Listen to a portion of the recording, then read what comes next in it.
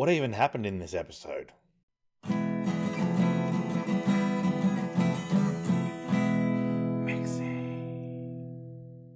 Hey, you going? Welcome to my Star Trek Picard Season 1, Episode 8, Broken Pieces review. I feel like I could sum this entire season up in 10 minutes without missing too much detail. There's been 5 major plot points, nothing else but incidental issues to fill up airtime. So this episode starts on Aya, the Grief World. Spooky! And there's this circle of 10 Romulans who I'm all pretty much sure that they're all women. Is that important? Plus Commander O, and they're surrounding something that looks like a laser banister, like you would have on a laser set of stairs. Safety first. So this all happens 14 years ago. So days before the attack on Utopia Planitia on Mars. So Narissa and Oh and Rhonda have aged very well. So apparently some ancient aliens left behind a warning to others. They call it the Admonition. And when the Romulans found this thing, that's when they created the Zard Vash. Apparently they were created to prevent the creation of the destroyers. So they grab this banister thing and they all see visions of the destruction of civilization. They see things like fetuses and flowers, it looks like a bottle brush flower, and robots and Data, like Commander Data, Lieutenant Commander Data, the robot guy, not information Data. And then there's a dead fox and planets blowing up. So I'm curious, why is Data showing up in this if it's a warning from ancients? Unless Data keeps being produced, every civilization eventually creates the exact same robot? Or is it from the future? So all these Zart Vash Romulan go nuts. And they start shooting themselves in the head and smacking themselves in the head with rocks and killing themselves, basically. And Rhonda, the reclaimed Romulan, even pulls a tuft of her own hair out. But Narissa, for some reason, is okay.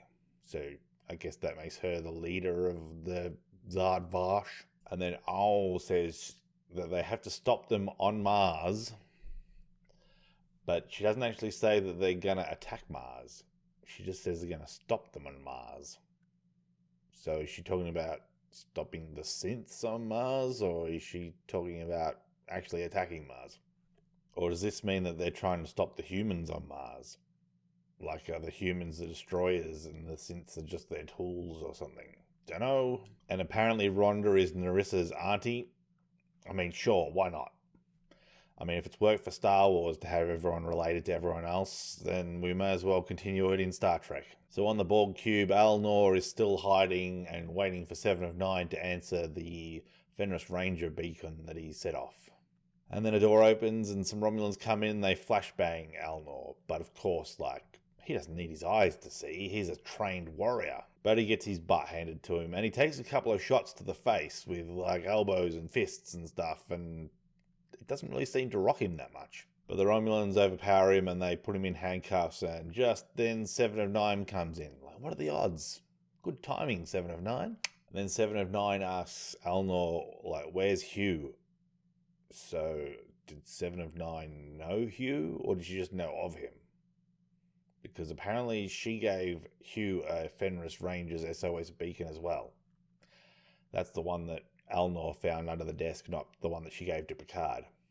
I guess they just hand them out to everyone. So then on the last Sirena, Picard and Soji beam aboard and Rios goes into shock. He's just and he gets that ringing in his ears like people who've been shell-shocked in movies. I figured he'd been in a relationship with a woman who looked just like him or something. Or maybe it was another synth that he met.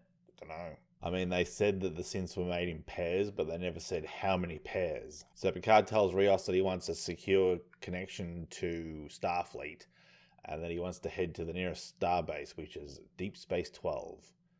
Now, I'm hoping that Deep Space 12 doesn't look like Deep Space 9, because wasn't that a mining thing for the Cardassians?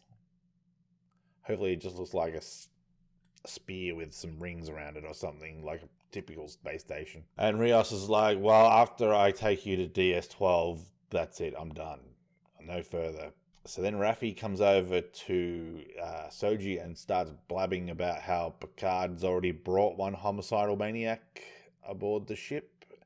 But she's like saying it to Soji instead of Picard, who's right there. Like, why tell Soji this? Why not tell it to Picard? You brought a homicidal maniac aboard the ship. So Picard's all like, oh, what? And then Soji tells him that he's like a fool. So I guess this must be the scene in this episode where everyone tells Picard what an idiot he is and how useless he is. They really shouldn't have called this Star Trek Picard. They should have just called it Everybody Hates JL. And then Raffi straight up just pulls a gun on him and points it at him. It's like, lay off the snake leaf, woman. And then he says that Picard's gotten her involved in this over one pissant little neuron. And so that must be this week's swear word, is pissant. Charming. So then Raffi tells Picard that Jurati must have had a tracking isotope in her blood.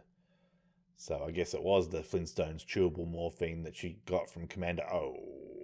And then Raffi says that we think that Jurati killed Maddox. And Picard's like, think or no? And she's like, well, we think.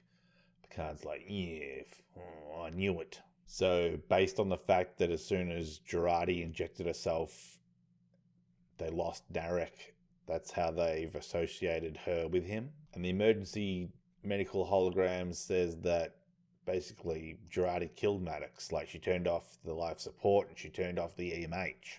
And Picard goes, oh, well, you know, she was in distress. Yeah, nah, bro. Nah, it's murder, mate. Like, I'm starting to hate you, Picard. Like, you're a bit of a moron. And then Picard's in his office with Admiral Clancy, the sheer effing hubris Admiral Clancy. And it's pretty clear that she's a hologram. You can tell straight away. But they're going to play this scene out and then give you the big surprise at the end that, oh, she disappeared. She's a hologram. So Picard wants some backup ships to arrive at Deep Space 12 to help him on his mission, and it seems like he's finally grown a spine because he basically demands it from Admiral Clancy. And then she tells him to shut the F up, and I'm like, whoa, we're doing 2 naughty words an episode now? Oh, how rude. And she says that she's going to send a squadron to Deep Space 12, but I'm like, well, Commodore O is going to know about this. And then we have this bizarre scene where Raffi's confused the ENH, the navigational hologram for Rios. Like, I could understand if she confused it for the EMH, because they kind of look and dress similar and have nice, neat hair. But this is ridiculous. Like, he looks nothing like Rios. So maybe you should lay off the snake leaf, woman. So Raffi shows him the pictures that the XBs were drawing of the circles, and he says that it could be like an 8-star system, which is like 8 stars orbiting around each other. I've heard of binary star systems before, but 8 is a lot. And then Raffi makes reference to the Conclave of 8, which I've never even heard of before. I'm assuming it's something new for this show because it makes no sense to me, so let's just go with it. And she says that the Conclave of the 8 might not be 8 people or 8 different planets in attendance. It might instead be a reference to the fact that there's 8 suns. So then back on the Borg cube, and Narissa's investigating the killed officers that 7 of 9 and Elnor killed, and then she's the only one who spots the SOS beacon, and she claims it's not hard to work out which Fenris Ranger is on board, which gets me wondering, like, how many of them are there, and are they famous and individually known? So then in the Queen Cell, 7 of 9 basically says she's going to steal this Borg cube. So then she plays Space Rubik's Cube with some hologram. And Narissa wants all the Borgs that are still on board to be eliminated, and there's some black Romulan, and he says they can crack a window and they'll all be sucked into space. And I'm like, this black guy's voice sounds familiar. Is he from like Rick and Morty or something? It sounds like he's done some voice work somewhere. If anyone knows, leave it in the comments. And then she takes some simp Romulan's blaster and heads off to kill all the XBs. And he's really creepily timid for a Romulan. I mean, just look at him. So then they show that the cube is covered in some green robot bugs. Like, they've never shown these things before. So I'm wondering if they're the ones that generate the green force field that surrounds the cube. Like, they've just shown this out of nowhere and expect us to know what it is. So then Picard and Soji are having a bite to eat, and Soji's just playing with her food. And Picard says to her, like, is there something else that you'd rather eat? And she's like, oh, I don't know. It's like, come on, like, you've been alive for 3 years. Surely you have favourite foods.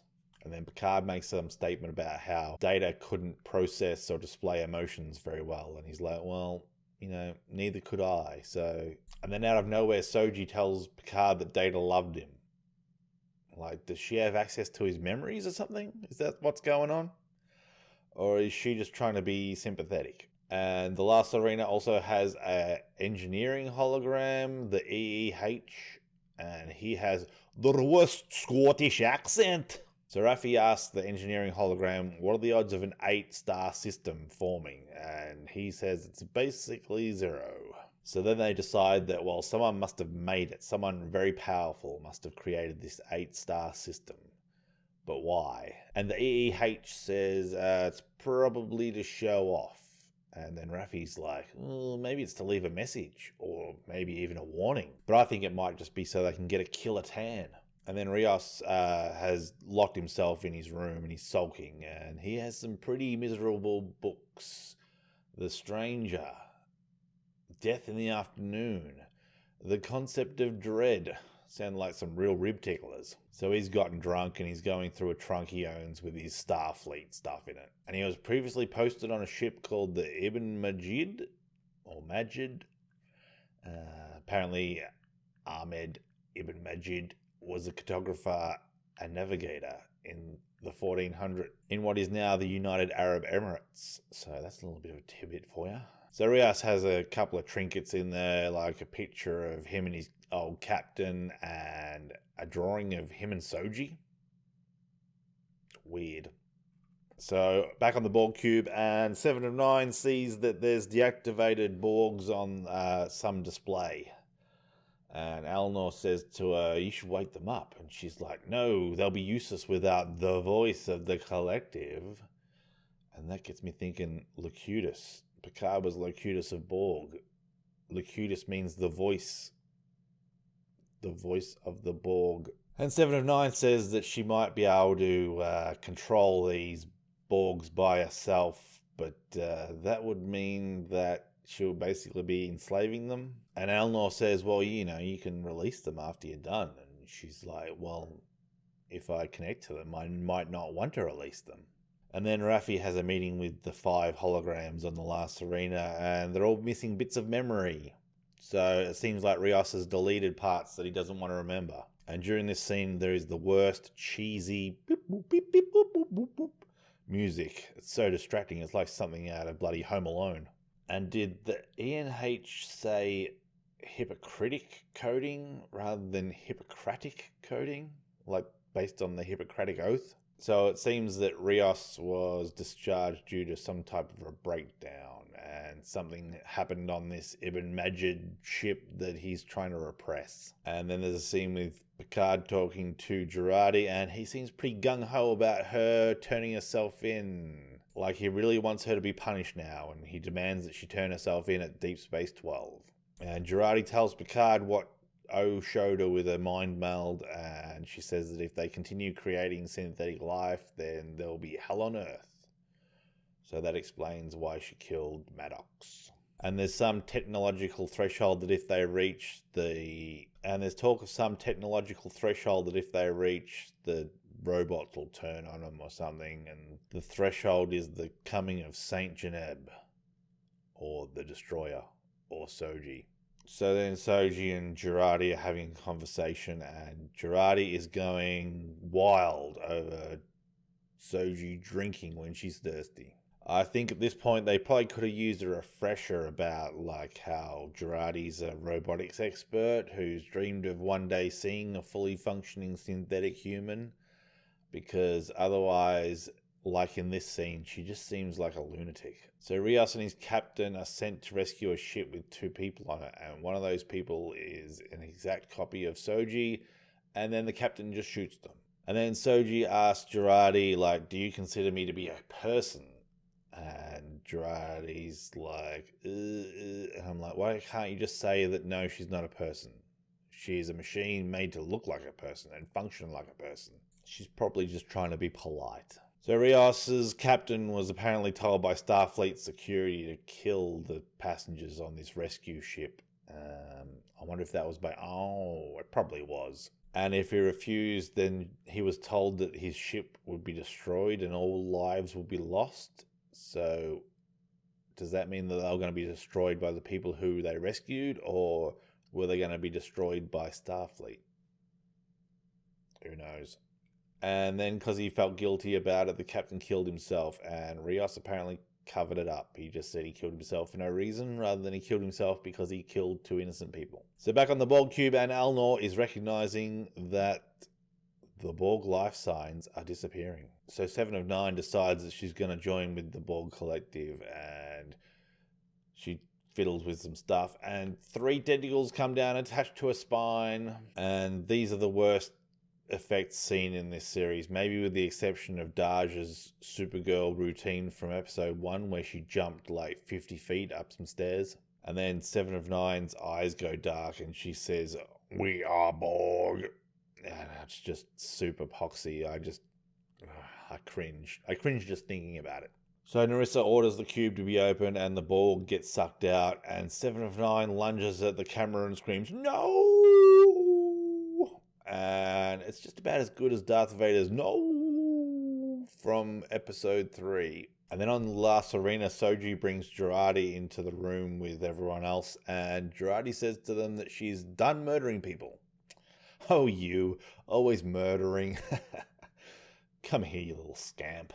And then Girardi says something about how they're the closest she's ever had to having a crew, and she's sorry that she had to effing ruin it. That's a triple swear word score. And then Rios knows that synths like chips or fries and mint ice cream, okay then. I mean, he's totally going to bang her. Alright, so this bit now confuses me, because now they're saying that it's not just that the synths will eventually evolve to a point where they'll be able to destroy humanity, but that at a certain point of their evolution, someone else shows up, someone bad. Like, is it the Borg Queen?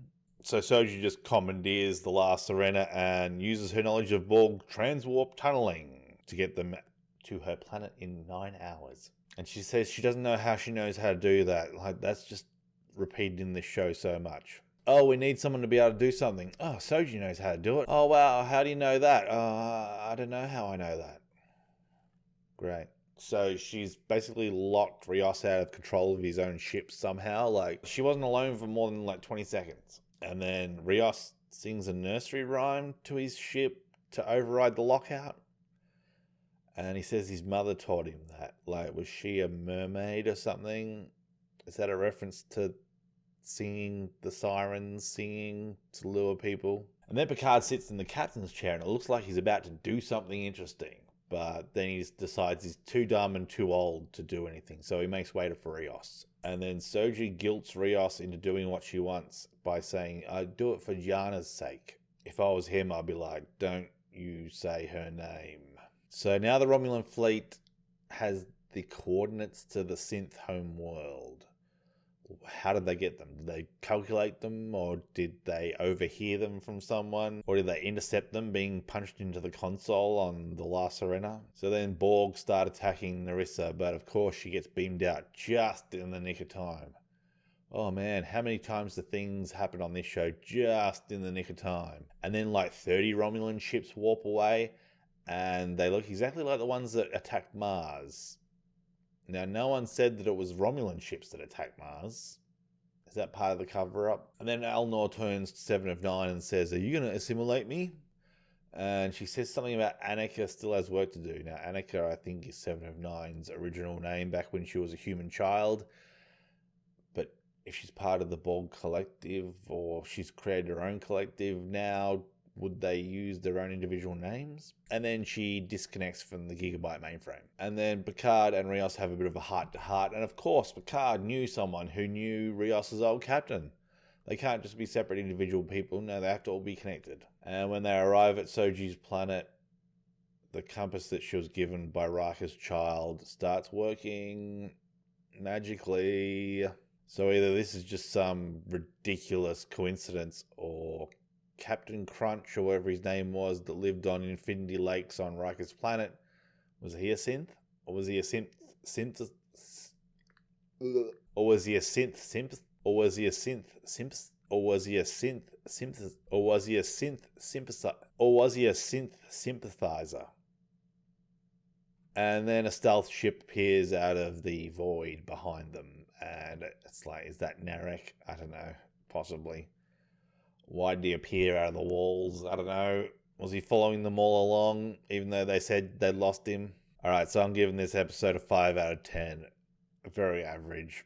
Nothing really happened. Some things felt like they were going to start, but just as they were starting, they were abruptly stopped. Like 7 of 9 rejoining the collective, that could have been interesting, but nah, that's over. And the effects in that scene were really bad. Like, the tracking of her back wasn't accurate, so when the first snake went in and then the second snake went in, she jolted, and the attachment point of the first snake looked like it moved about. And yet again, Elnor did nothing. Such an important character. And I'm sick of people arriving just in the nick of time. And it's made worse by the fact that this is not through planning or anything, but just by sheer coincidence. And apparently no one's ever spotted one of these synths before, but one person has. One person that's still alive has seen one of these synths. And guess what? It just so happens to be the captain of the ship that Picard is hiring. And does that Vash all women? Or is it just a coincidence that 11 of them were women? Like, does that Bannister or something send all men mad? Or does it damage their Y chromosome or something?